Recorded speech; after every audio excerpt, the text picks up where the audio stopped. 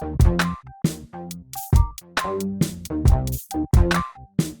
here with the Digital Digest, and today I wanted to share a quick unboxing and first look at the Alldocube iWorkGT. This is an 11-inch Windows-based tablet, specifically Windows 11 Home out of the box. It has an Intel 11th Gen Core i5 processor, the 1135G7, 8 gigs of LPDDR, 4X RAM, impressive for a budget-friendly tablet like this.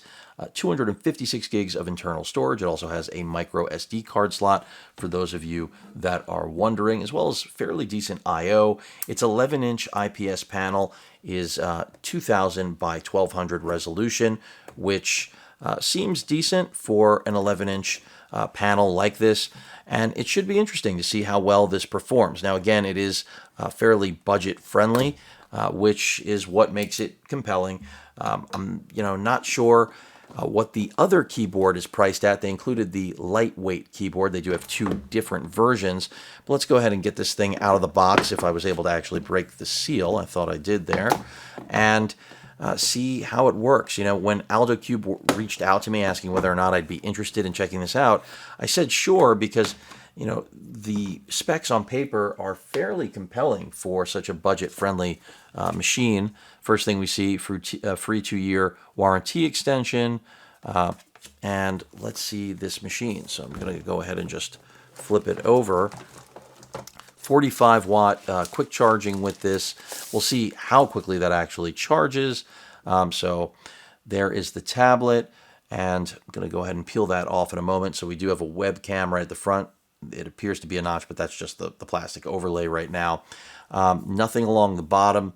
Feels like this is a combination of polycarbonate and some aluminum, some sort of aluminum here. We've got two Type-C ports. These are not Thunderbolt, for those of you that are wondering. A HDMI out right there. The Type-C ports are capable of power delivery as well. But then with the HDMI, 4K 60 is what I believe all of these are rated at. It would have been nice to have gotten Thunderbolt 4 out of this, but because the chipset is, of course, capable of it. But remember, this is a really tiny tablet, which, again, with the hardware it has, seems impressive. So we've got a webcam on the front, but then we also have a camera here on the back.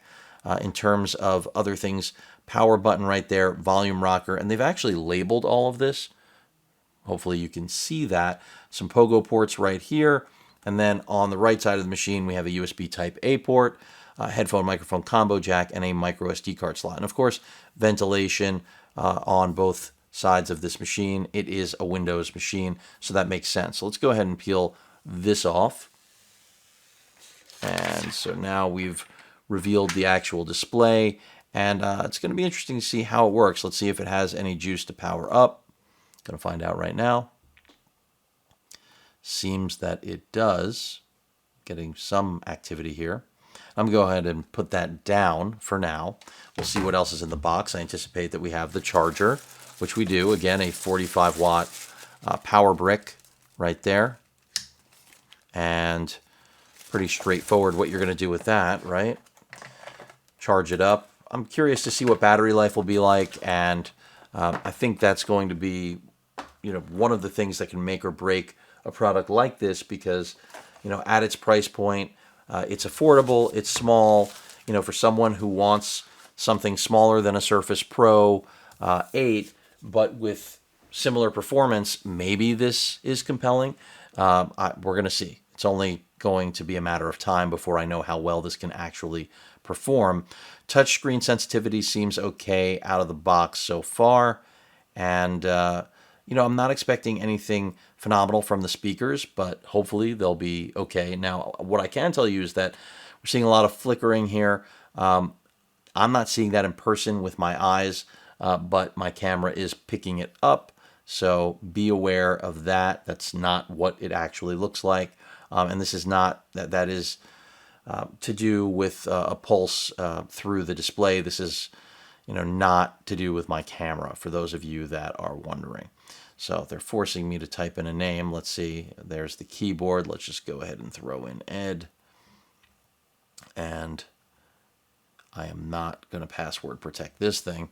And I'm going to go ahead and just put that down for a second. Let's take a look at the keyboard. So I'll put this to the side. And, you know, it is a combination of polycarbonate and metal. Again, I'm not sure exactly what it is, but it's safe to assume it's some form of aluminum. Let's see if I can crack this open. And again, with the two keyboards, one kind of looks like, you know, the Apple, the iPad floating design. This one, I believe that they sent me, is not that design. I didn't know which one they were going to send, frankly. But this may be the more practical of the two, even if cosmetically it doesn't look as appealing. Just keep sending this through the motions here. And yeah, this is not the other one. So basically we have a trackpad right here on this flap, and it is completely magnetic. You can see the pogo ports right there.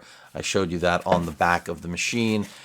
There is the keyboard. No backlighting to my knowledge on this.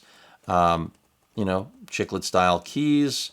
We'll see what it's like. And then these two slots are the different positions for the angle, essentially, adjustment that you have with the machine when it's mounted. And it's completely magnetic. So let's go ahead and just, well, that snapped on pretty well.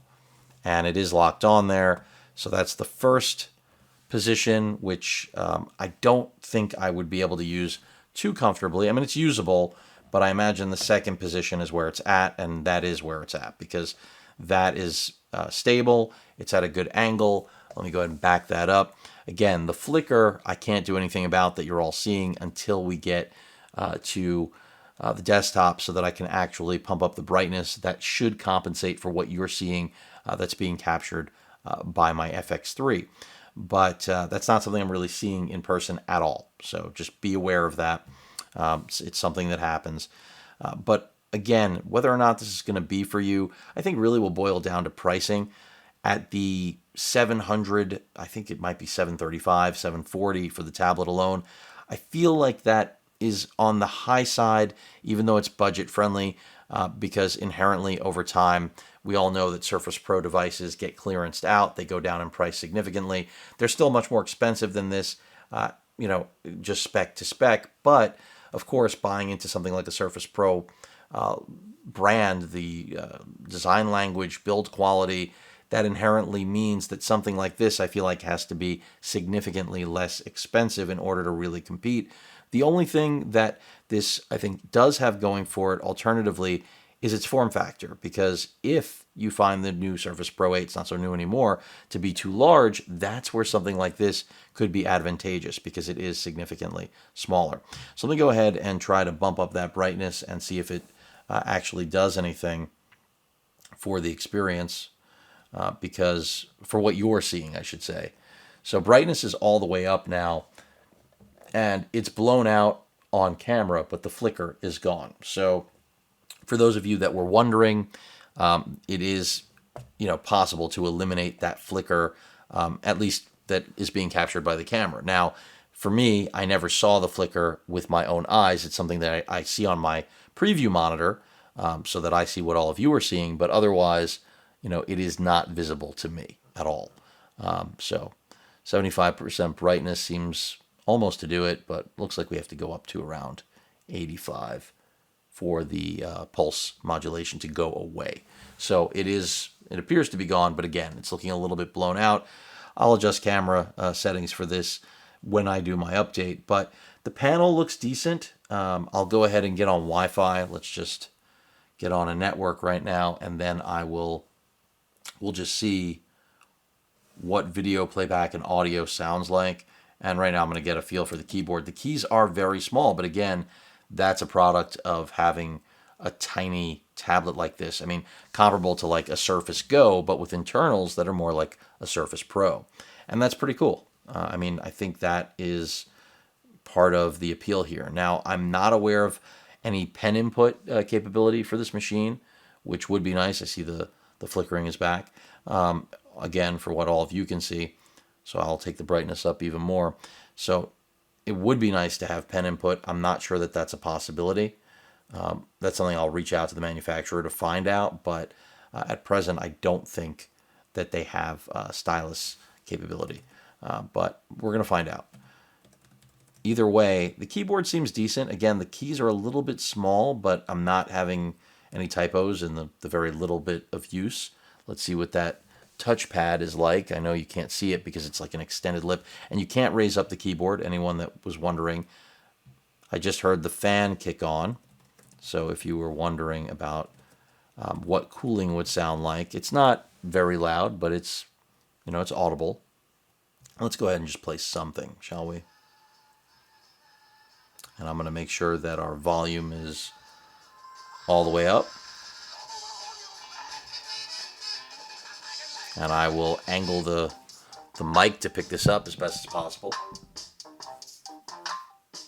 Ed here with the Digital Digest, and today I wanted to share a quick unboxing of the Samsung Galaxy Z Fold 3. I mean, they're not going to blow you away. Follow my channel, you already know this isn't a first look. In fact, it's not a second, third, fourth, or fifth look, and that's because I've owned this phone since launch. And this is without any hesitation the best device I have ever had the pleasure of using. And the price went down from Gen 1 and 2, which certainly... So I think that's good enough for a demo just to get an idea. I mean, I'm going to use it some more. One thing I was impressed about is when I lifted this up is just that magnetic connection. It almost kept the keyboard attached, but they did a really nice job here with how tight the actual magnets are when the case is, just attached. And then that flap closes to give you this whole package. One thing that however, nothing is perfect. It's playing while it's closed. One thing I'm concerned about that I can tell you off the bat is just, could the keys possibly imprint on the display? Hopefully that's not the case, but we'll find out with time as I, test it out. But overall, it's a pretty slick little device. One of the first, I think, Windows tablets that you'll find from China running Windows 11 with, again, fairly solid hardware out of the box and at a price that's definitely budget friendly. Why we're getting continuous playback here is another story altogether. You already know my Z Fold 3's Wi-Fi because it should have gone off. I figured Samsung would make it right. I reached out to traditional customer service, went through the warranty. Either way, a first look again at the Alldocube iWorkGT. Any questions or comments, please feel free to post them. Hit that like button, and as usual, please feel free to subscribe, and please stay safe. Later.